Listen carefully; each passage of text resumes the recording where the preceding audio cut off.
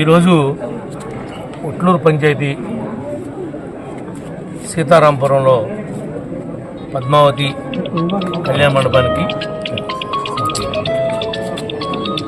మ్యారేజ్కి వెళ్ళాము. అక్కడ గుడివాడ ఎమ్మెల్యే గారు, అమలాపురం ఎమ్మెల్యే గారు వీళ్ళందరూ కూడా వివాహానికి హాజరవడం జరిగింది. వివాహం చూసుకుని నేను బయటకు వస్తే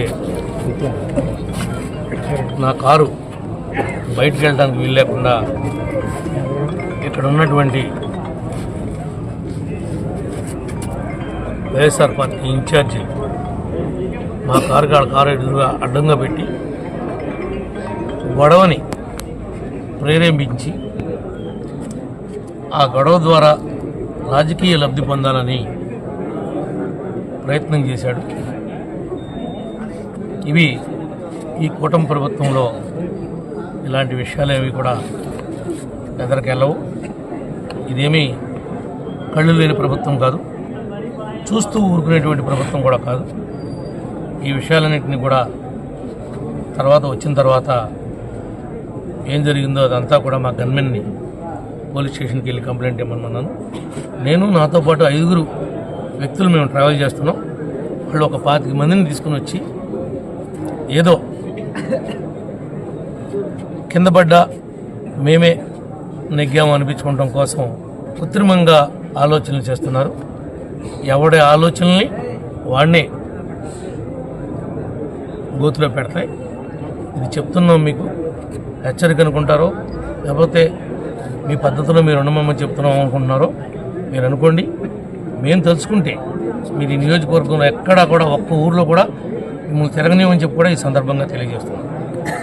ఎందుకంటే మీరు ప్రజలు మీకు ఏ స్థానం ఇచ్చారో ఆ స్థానానికి మీరు పదునమై ఉండాలి.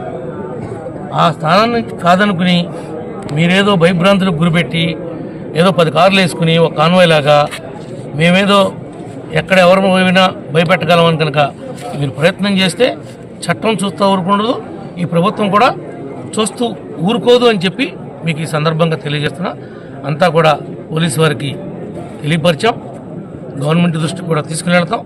తప్పనిసరిగా ఇలాంటి కార్యక్రమాలు ఎవరైతే చేపడుతున్నారో వాళ్ళ మీద చర్యలు తీసుకునే వరకు కూడా మేము ప్రయత్నం చేస్తామని చెప్పి ఈ సందర్భంగా మీకు తెలియజేస్తున్నాం.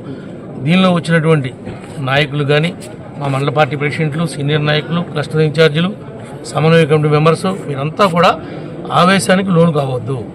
చట్టాన్ని మీరెవరూ కూడా చేతిలో తీసుకుంటానికి వీలు లేదు. మన నాయకుడు ఏమైతే లైన్ ఇచ్చాడో ఆ లైన్ ప్రకారమే మనం వెళ్ళాలి తప్ప ఆ లైన్ దాటి ఎవరు కూడా వెళ్ళొద్దని చెప్పి కూడా మనస్ఫూర్తిగా కోరుకుంటున్నా. మీరు 24 గంటలు వెయిట్ చేయండి.